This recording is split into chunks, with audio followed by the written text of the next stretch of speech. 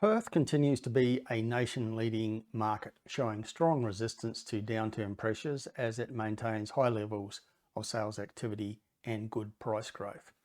In contrast to trends in the biggest cities, Perth has delivered strong levels of sales volumes in recent quarters, despite all the disruption from interest rate rises, high inflation figures, and all that ridiculously negative media. Every quarter we analyse sales activity for every suburb and town in Australia because it's a forward indicator of what will happen with prices. And in our latest survey, most of the suburbs of the Greater Perth area are categorised as rising markets or consistency markets. This means the Perth market has been consistently strong in every quarter over the past 2 years, with well over 100 suburbs categorised as rising markets in the current survey.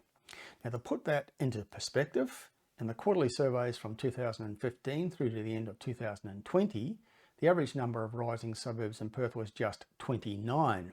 So current performance is 4 times those pre-2021 levels. As we noted in other recent surveys, many of the standout local government areas in Perth are at the affordable end of the market.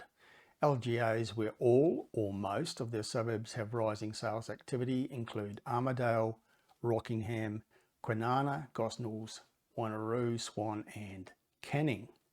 This buoyancy at the low end of the market confirms Perth's status as the most affordable housing market in capital city Australia. And by that I mean that the median house price in Perth is currently the lowest amongst all the state and territory capital cities in Australia. Across the Greater Perth area, there are lots of suburbs where sales activity, which means buyer demand, has been rising strongly quarter by quarter over the past 2 years and is still rising amid all the current disruptions. And that steady pattern of increasing sales activity means prices must inevitably rise. And in the past 12 months, the median house price for Perth has continued to rise, according to the data published by multiple research sources, including PropTrack, SQM Research and CoreLogic. According to SQM, house prices in Perth are 11% higher than this time last year. And both SQM and PropTrack suggest that prices have risen in the most recent months as well, in contrast to results in Sydney and Melbourne. So Perth's real estate performance is underpinned by one of Australia's strongest economies.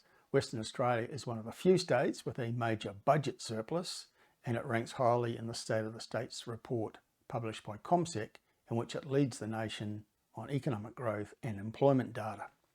Overall, Perth has become one of the biggest targets for investors across Australia because the local economy is strong, the population is growing, real estate is cheap relative to other cities, and the growth prospects are attractive.